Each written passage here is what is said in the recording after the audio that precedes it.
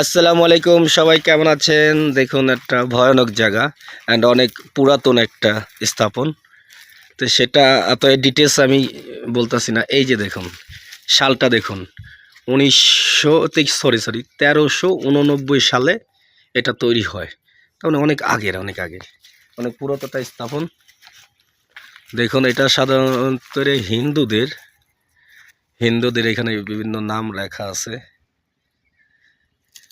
রবিবার সাল, ও রবিবার, ও বাবা, প্রতিষ্ঠাতা মানে কি লিখছে নাকি রাববার, এত রবিবার, ও রবিবার নাম লিখে দিয়েছে, দেখছে, রবিবার এটা মনে করছিল, মানে ওরা কি করে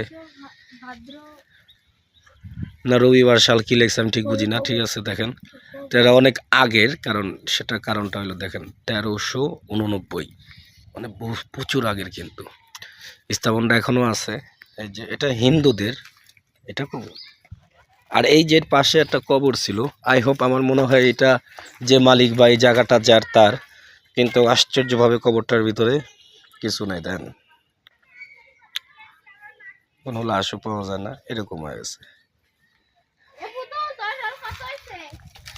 কিন্তু এইটাই আশ্চর্য হইল, 1389 সালে এটা হয়েছে।